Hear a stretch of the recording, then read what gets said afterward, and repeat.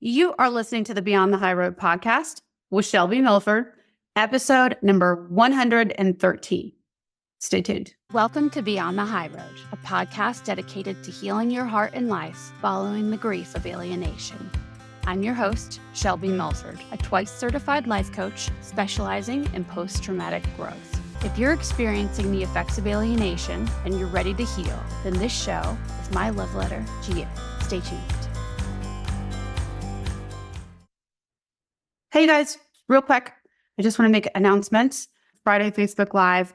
And then thank you. Somebody wrote a review on Apple. Though I don't know if they wrote a review. It says 39 reviews instead of 38. So somebody rated maybe, or maybe it's just Apple hasn't pushed it through. So thank you to whoever you are.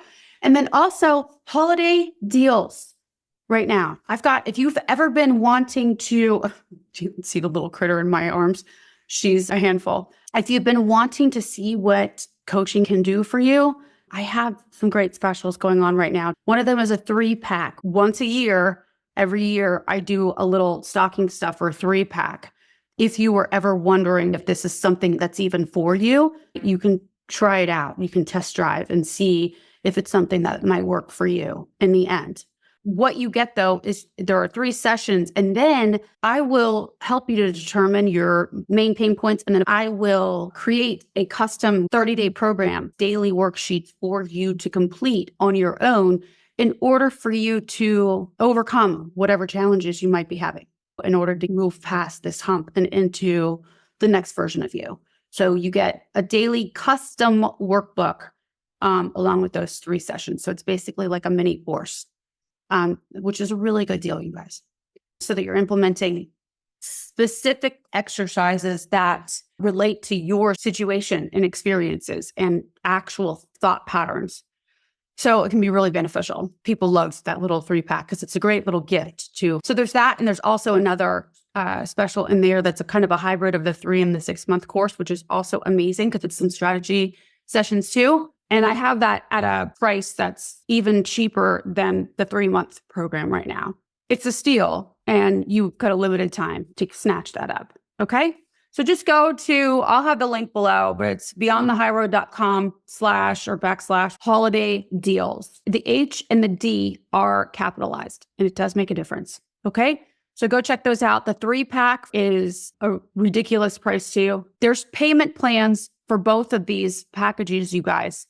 So it's doable for, I would say, pretty much everybody. If you want this, you can make this happen. The reason I don't usually offer like the 3-packs or like the quantity of sessions as being like the main focus is because I don't want to encourage you guys to be trading your money for time. It's not about, you're not paying for the amount of sessions you're getting with me. You're paying for a result, and hopefully that result is good. You know what I'm saying? Like, you don't want this or anything that you do from now moving forward to be something that you paid for that didn't work. That is the opposite of what I hope to instill in you guys, even in these free episodes that I offer weekly for you guys, is being very intentional about the results that you're creating for yourself, especially after coming from what we did, where maybe you felt like you were spinning your wheels and throwing money out the door to all the people and still feeling disempowered and unsupported, you know? And so that's why now here, like with what I offer you guys, I'm selling you and giving you, supplying you a long-term life solution to the way that you see your world so that you can change your world. It is the tools to do that. So that's why I don't like to encourage or talk about, oh, you get 3 sessions, because you don't want sessions. Maybe you like me and I like you, but you're not going to pay somebody to like somebody. That's not the deal here.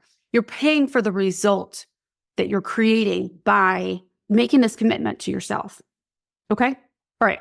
So I'll shut up about that and move along to the episode. Okay. So today we're going to be talking about being and becoming your own best friend. I thought that this was a good time to release this kind of episode because going through the holiday season, which, by the way, the holiday season for us, for parents like us, is not just in the November, December, January months. We have as I'm sure you guys are painfully aware, lots of little hot spots sort of sprinkled throughout the year. Kids' birthdays, your birthday, milestones or seasons. For me, a lot of times in the fall when the lighting sort of changes because the time changes, brings up a whole nother pack of memories and emotions for me. When school gets out in the spring, also when school goes back in before that, the whole lighting situation and the seasons change.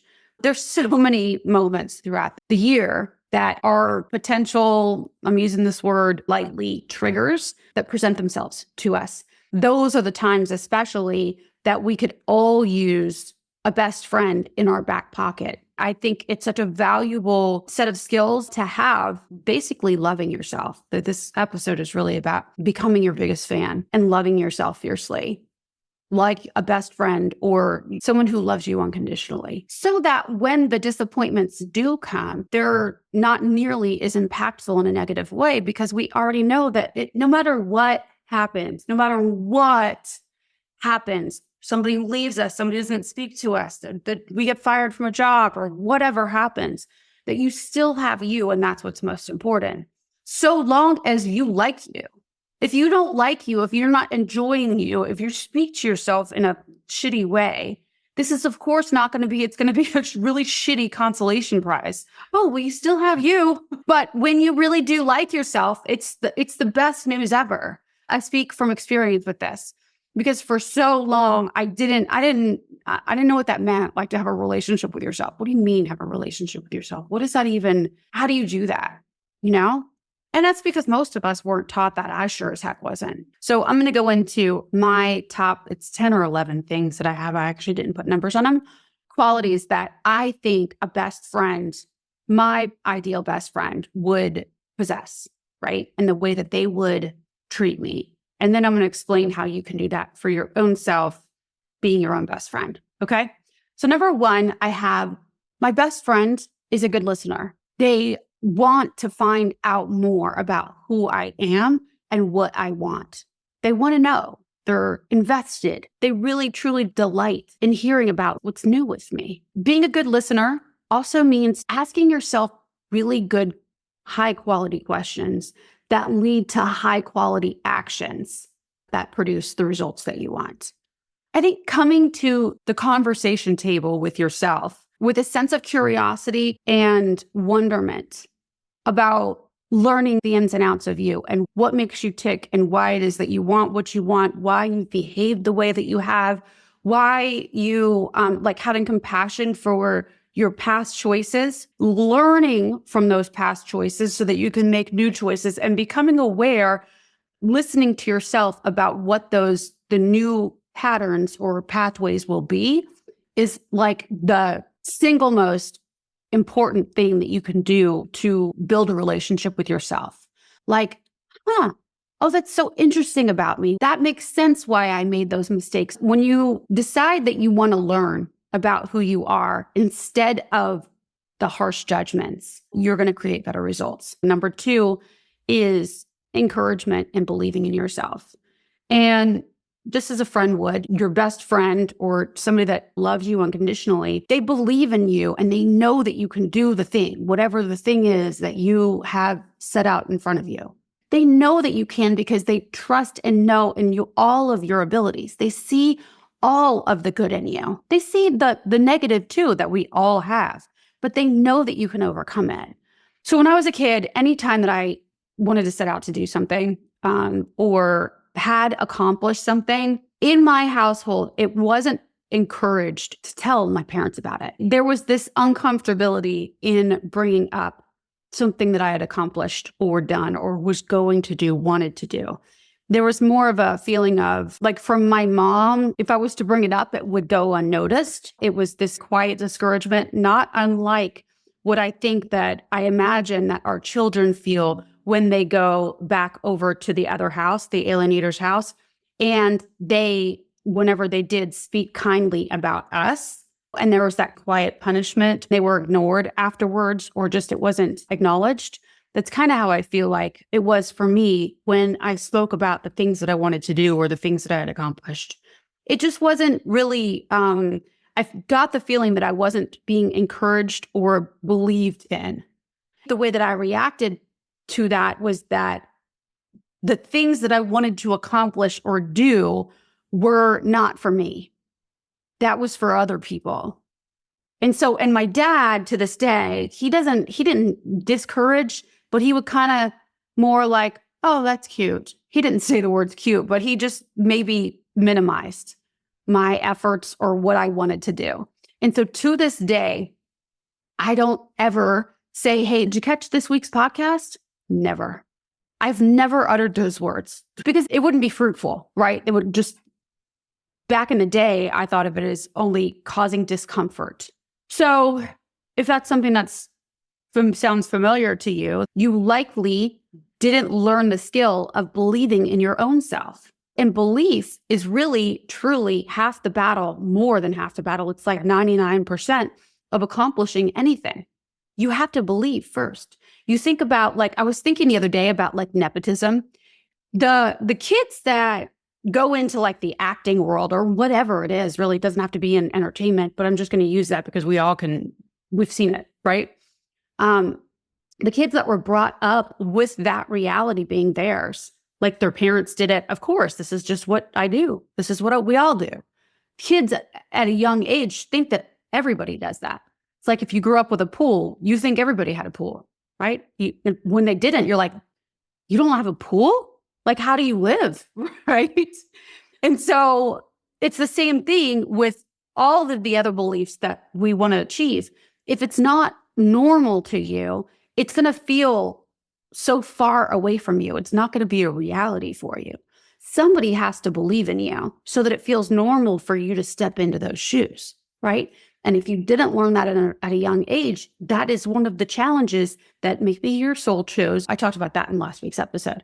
Maybe this is one of your challenges, is learning how to supply that for yourself, believing in yourself and giving yourself encouragement to do the damn thing, get it done, accomplished, and moving on to the next thing.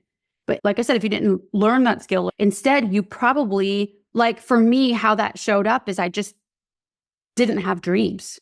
I didn't have aspirations.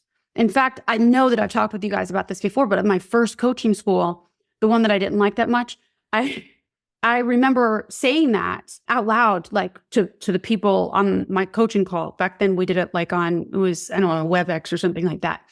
And everybody was spurting out what their dreams were, what they wanted to do with their lives. And I was like, I don't have any of those. Like, I don't even know what that is. I've really kind of thought that all of that stuff wasn't for me. And so I never knew how to access that part of me that wanted something. And so if that's you, if you feel like you're starting from ground zero, from square one, I actually think that's a great place. Now you can really cultivate and seed and intentionally design your life from here on out. And you don't have a lot of the crap that we pick up along the way about what's expected of you and all that. If you're coming from a blank slate, then you can just start to develop the skill of believing in yourself now. I guarantee you, if you can go through alienation, you can move mountains, It's just a matter of you getting behind yourself and having your own back and sticking with yourself when your body wants to seek pleasure, avoid pain, and be efficient. Because from those places, you will only keep recreating what you've had in your past. That's what that system is there for. So anytime that you're seeking pleasure, get out of this pain, or you're trying to keep yourself safe from something, you're coming from fear. Oh, let's not do that because we might fail. Let's not do that because it seems you're not for whatever you're saying, right? Or you wanting to be efficient, not expend the energy, then you know that you need to move. Instead, what you want to work towards is honoring your long-term desires, embracing discomfort and letting it be hard. Letting all of the work be, every part of life be difficult and loving it because it's difficult. And I know that last one is a tough one for us. Some of us come at it from a facetious place. Like, of course, everything in life is hard. It's just been so difficult for us. But maybe it's supposed to all be hard on purpose. Maybe that's the goal. Like, the harder that your life is, the more that you're actually meant for. you know? Maybe that's the whole purpose. Maybe the hard is like where all of the happiness is, if you're even going for happy. I don't even try to be happy anymore. I just want to like keep, and this is all goes into encouragement. I want to keep impressing my own self. I want to keep upping my own standards for me, because that's what a best friend does for another best friend. Yes, you did it. Oh, you won that race. That's freaking amazing. Let's celebrate. And the next day, what are you going to do next? What are you going to do next? I just want to be your biggest fan. Let's go. That's what a best friend does. And that's what I want you to treat yourself like, right? Not going for the happiness, not going for the easy times. When is life just going to let up? Think about that. When you're asking for life just to let up, what are you saying about yourself and your capabilities and what your aspirations are? If life just lets up, you're only going to create less than what you're creating right now, right? You're going to be on easy street. What is that going to get you? Happiness is knowing that you're on the right path, that you're moving forward, that you're growing. But if life lets up on you, then you're not growing. You're staying stagnant, right? Because everything is easy. Next, not comparing yourself to others or hating on your current reality. Because you know that your BFF does not compare you to another person. Could you imagine if your best friend was like, God, I wish you were like so-and-so's best friend. I wish you were just more fun. I wish you were like more gifted and more engaging. And why can't you be stronger? And do you have to be going through this shit that you're going through in life? It's really inconvenient. It's kind of suck that you're going through all this stuff. You don't have time for me. No, your best friend doesn't speak like that to you. No fucking way. Nor would you speak like that to anybody else. I just really don't appreciate what you're going through right now. I don't really care to know about it. Never, right? But that is how we speak about ourselves. Like, do we have to be going through this stuff? Like, and we are also like, why can't we be more like so-and-so? Why can't we have what so-and-so's life is? We see people, and from the outside, we're like, they have, obviously they're doing everything right. They have a good job. They have a good family. They have this, they have a car, whatever, the good car, they have whatever you're saying that their life is better than yours, right? But over there, maybe on the outside, it all looks good, but you have no idea what's going on the inside. And I promise you this, no matter what, not that I'm wishing misery on anybody else, but there is an equal amount of negatives in their life that there is in yours. It's just what you're seeing.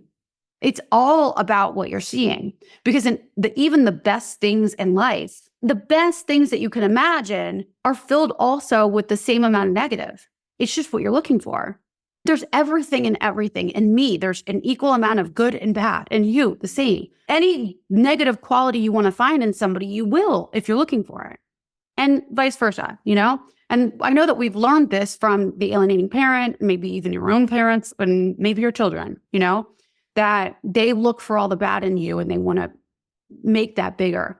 And it feels awful and it feels like magnified, especially when somebody's pointing out the bad qualities in you, or maybe the qualities that you don't even have, but they're seeing in you. It feels terrible because you feel misunderstood. You feel like they have no compassion for you. They have no understanding. They're not trying to understand, you know?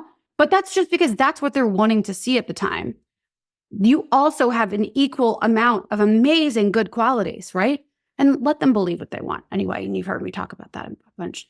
But comparing yourself to others is just as bad, and you downing your own life is just as bad as when the alienator's hating on you. You're just now doing it to yourself, you know?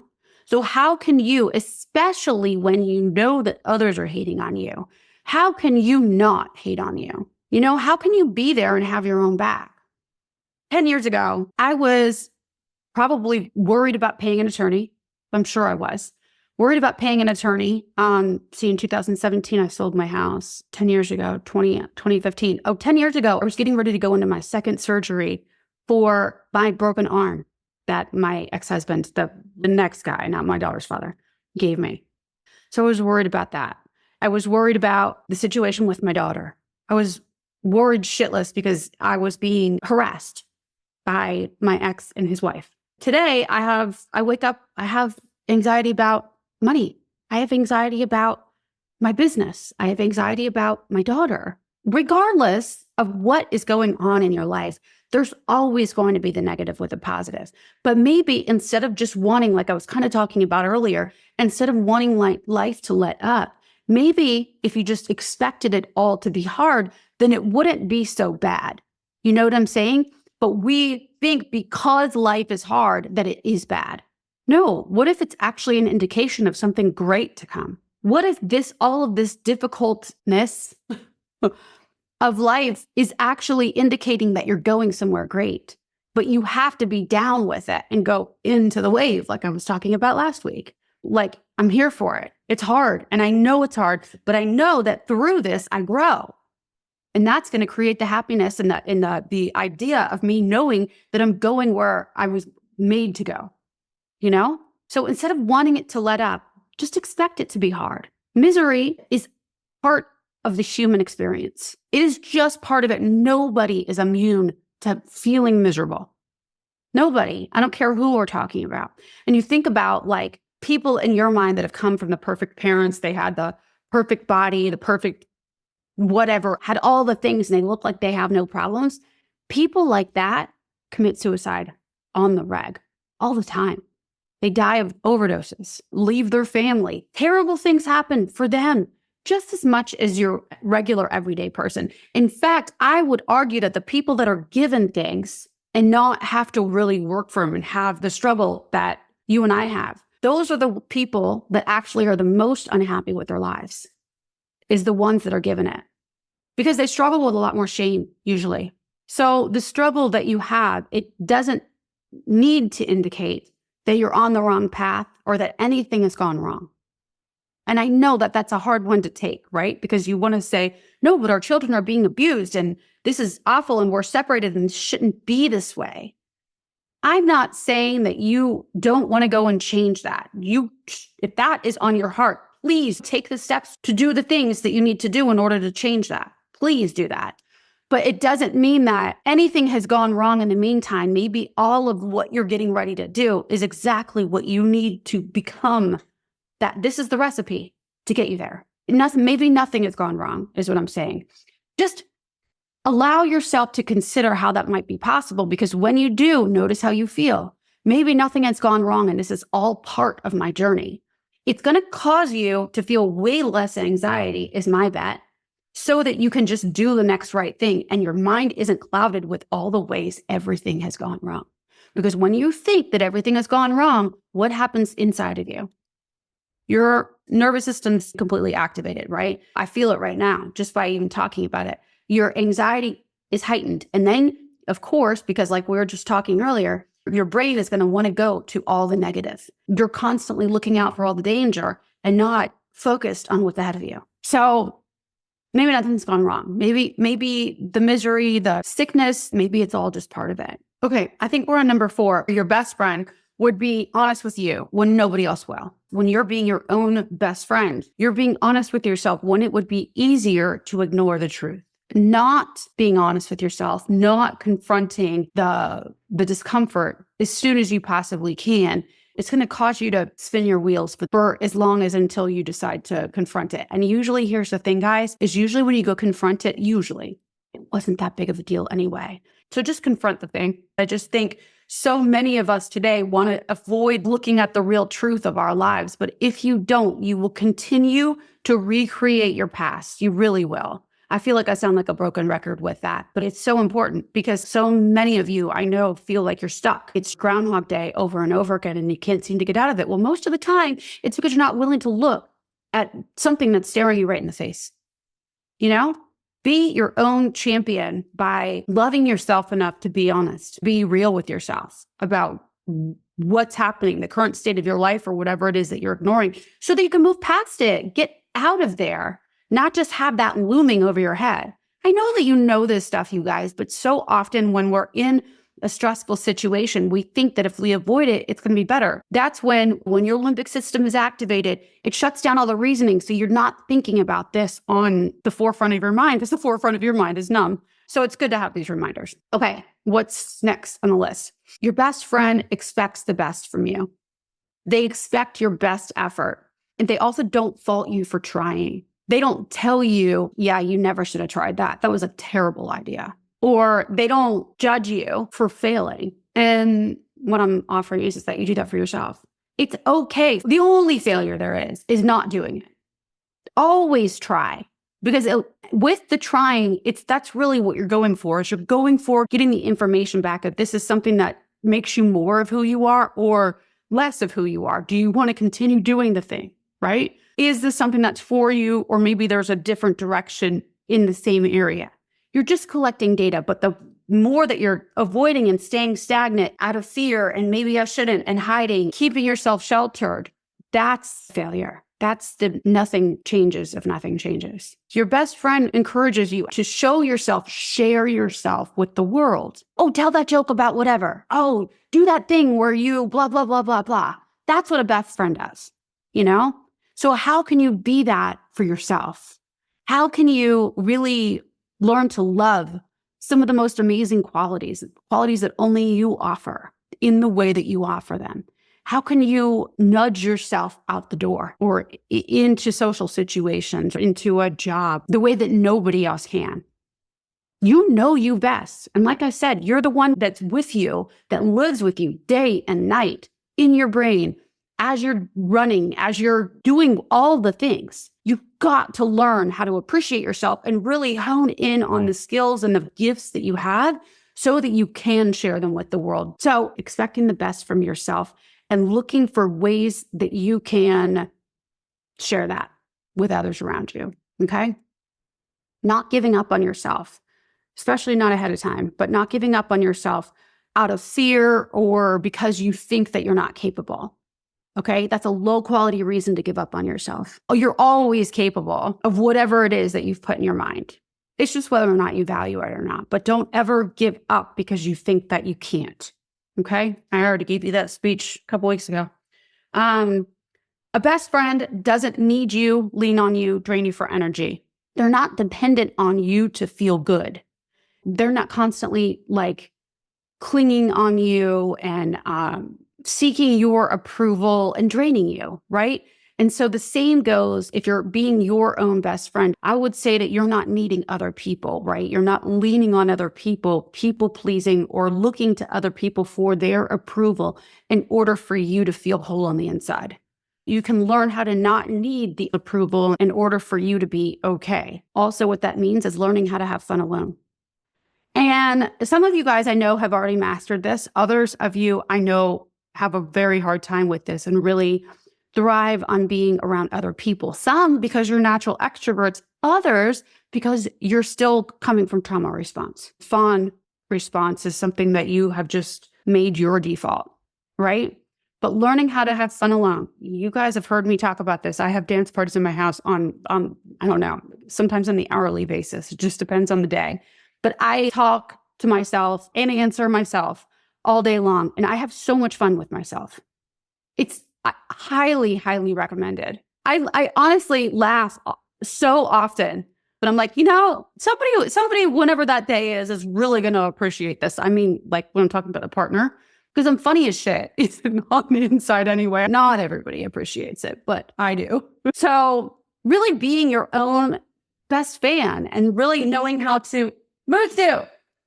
Somebody's not appreciating somebody in this house right now. Really learning how to have fun with yourself. Look for ways to entertain yourself. If you're not good with this, many of us are because we really dealt with severe isolation. So actually, so many of us need to do the opposite, but we'll get there in a second. If this is an issue and you're not confident with going out by yourself, starting with going out to lunch with yourself, taking yourself out to lunch, going to the movies, taking yourself out on a date to the movies, going for strolls by yourself and enjoying it, like really enjoying the dialogue that's going on inside of you. And it all starts with what I started with earlier, about getting really curious about who you are and what you want and what makes you tick and why you did the things you did and why you do the things you do. All of that coming from a place of wonderment about you, for you, And I'm telling you guys, really, it's a no-brainer because when you start to come at yourself with like, I wonder why you did that. Like, tell me all the things. It's so instant that you start to want good things for yourself. It's just really an attitude change with how you're seeing you, how you're seeing what your motives are and why you did the things you did and why you want to do the things you do. It's just becoming really intentional about all of it, right? It's so easy to become your own biggest fan. It's just that maybe you're used to downing yourself because maybe that's what you heard the most when you were growing up. Or maybe you got into a relationship, which led to another relationship and another relationship later on that they talked down to you. So you sort of took that on without even realizing it, you know? But I'm telling you, it becomes easier and easier to do it. It is just a mindset shift of just really learning how to, I'm thinking like Buddy the Elf right now. Remember how Buddy the Elf was like, tell me everything. Be that way to yourself, you know? Okay. So a best friend has good boundaries. And so like for me, the people that I hang out with, I want them to have good boundaries because it tells me that they respect their own selves and they're also going to respect me. And those that don't have good boundaries tend to immediately drain me these days. I think I was telling you guys, or maybe I was telling that Facebook group about a recent experience I had with a lunch date, if you will, where this person had no boundaries or maybe not no boundaries, but very flimsy boundaries. That was my impression anyway. And halfway through lunch, I was like, I had been zapped of all of my energy, all of it gone. I was like, why am I so tired? I was like sinking in my seat. I felt like I considered actually going and splashing water on my face halfway through lunch because I was like, our food hasn't even gotten here and I'm exhausted. That's what will happen, I think, when you don't have good boundaries for yourself and with others.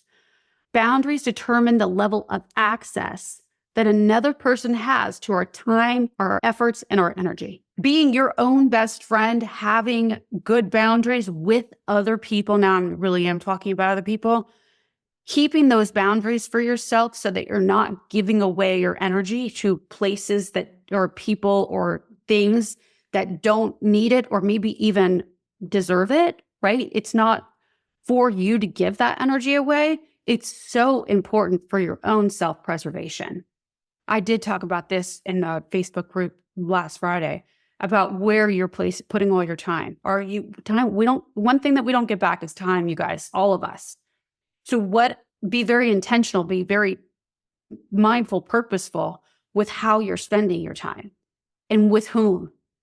For whom? Where are you placing your efforts? Is it contributing to your end goal, to your short-term, like end of the day goals, end of the week goals, and end of whenever goals, like your long-term goals, you know? With each task that you're doing throughout the day, is this contributing or is it taking away? Is this using up my energy stores for something that I really want to be doing? Those boundaries that you have with yourself and with other people will determine the quality of your life on the short term and the long. So developing those boundaries is really an exercise of self-respect. And during the holidays, I think that this is a good one to talk about. Also throughout the year, like when we're talking about the emails from the ex or even exchanges with your children, if they're not being kind, not that always that because people are unkind, we just need to shut them out. But is this contributing to your end goal? Does it matter so much that do you need to prove yourself to whoever is on the other end? Is that what's important to you? Or can you trust that you know who you are? And if they don't already see it, then maybe they won't, or they will when they're ready. Can you allow them, just let them be wrong, let them be angry, let them be whatever they are without letting it affect your path?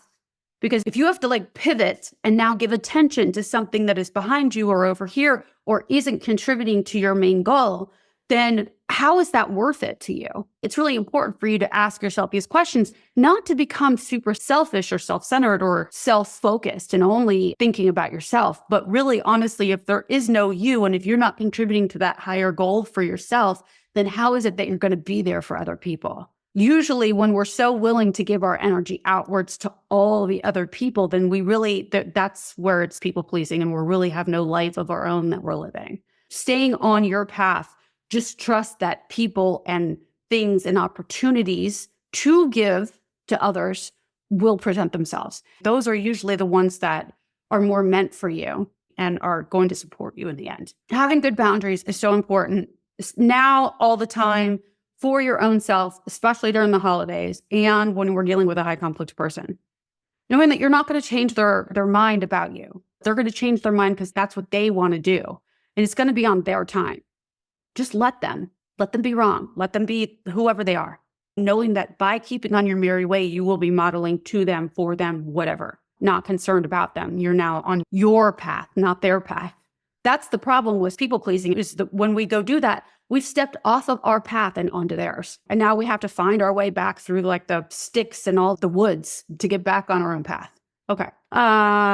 One thing I didn't talk about is expects the best from you, expects your best effort. The one thing I didn't talk about was there's something to be said. I was thinking about this the other day, that there's something to be said for putting yourself around those who you haven't yet accomplished what you want to accomplish, but other people have accomplished that already, and maybe they're way past it.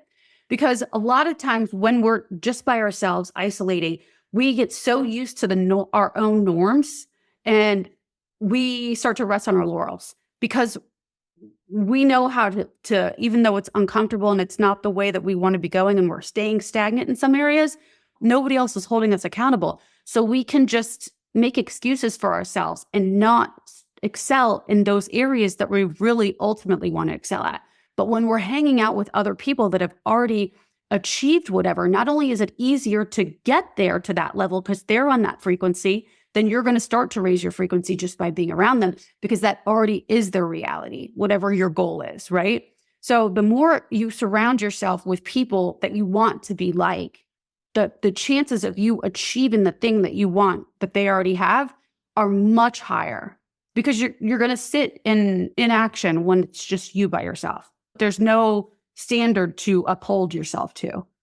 That the discomfort of being around other people that have already accomplished what you want to get to, that gap, confronting that is uncomfortable. So a lot of times we want to stoop.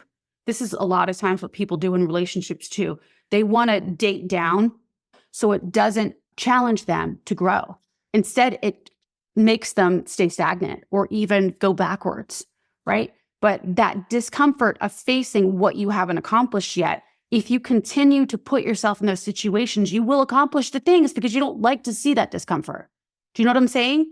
But subconscious is going to make the ways that you're slacking normal to you, and you won't look at them. It's like shoving things in a dark closet and pushing them towards the back. You'll forget about them forever and ever and ever.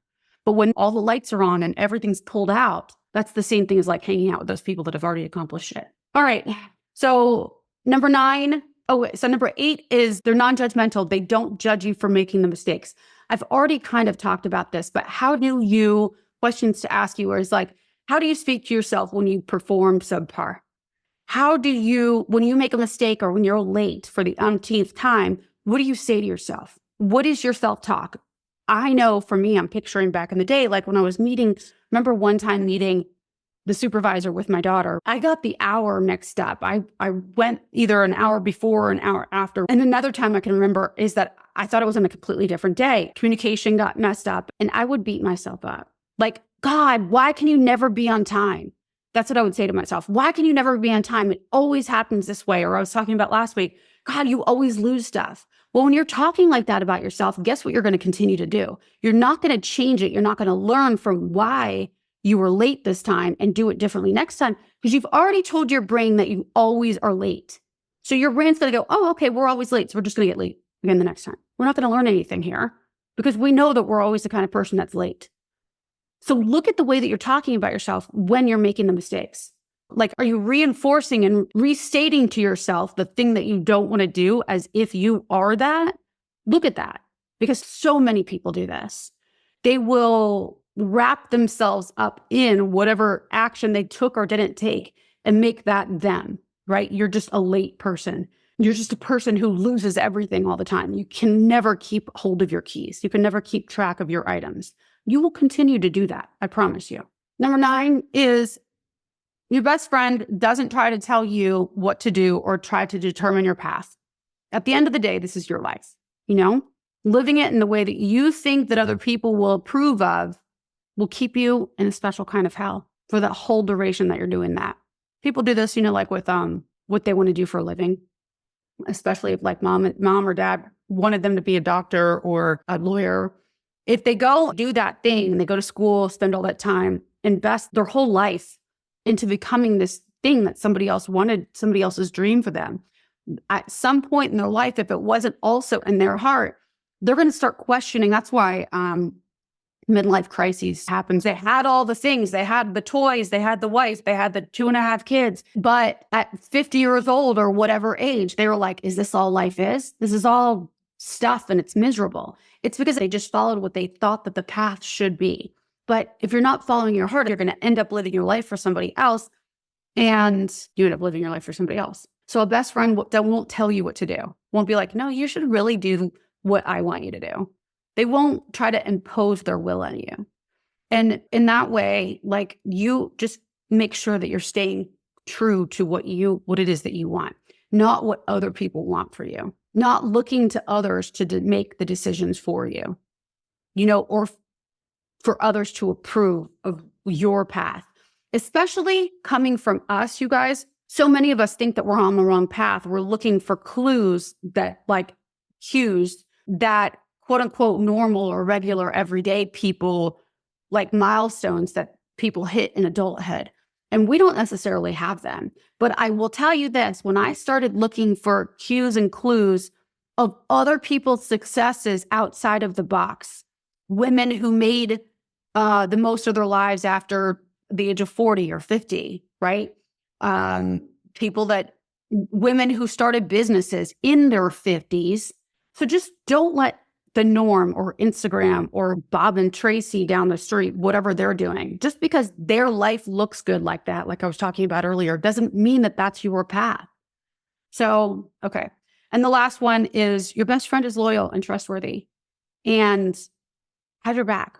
No matter what mistakes you've made, no matter what has happened, they will always stand by you and pick up for you. Could you imagine if your best friend was talking with other people and was like, your real best friend, person that unconditionally loved you, was like, yeah, what a loser she is. I can't believe blah, blah, blah, whatever. No, nobody that really, truly unconditionally loved you would be that way. They'd be right by your side, cheering you on, no matter what.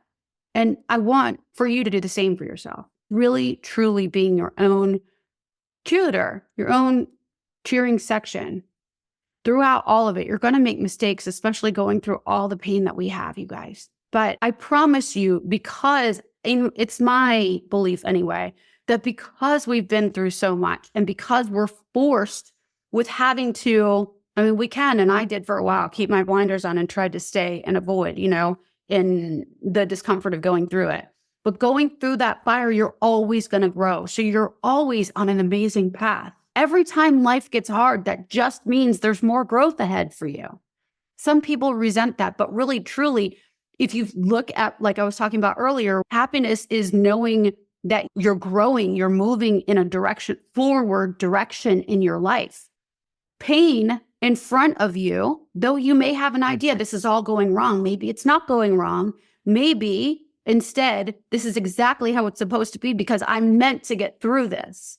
There's really no downside to thinking that, because the other side is that hell is on the other end of this scary situation. It's not the case. I promise you that the gates of hell are not in front of you. It maybe feel like it at the moment, but you moving through it. Now, gates of hell may be at the place where you just sit here in stagnancy and ignore and perish, like I was talking about last week.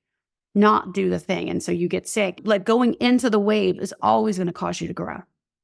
That's happiness. That is, in the end, you moving in a forward direction, becoming stronger, more resourceful, more knowledgeable, more confident in all the skills that you're developing along the way. Okay. All right, you guys. So be your own best friend today. Start working on it.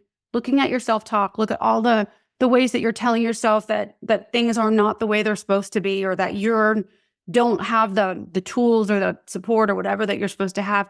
You're exactly how you're supposed to be. And you have everything that you need right now. Keep looking for evidence of that. How this is exactly the tools and everything that my Dora's backpack example.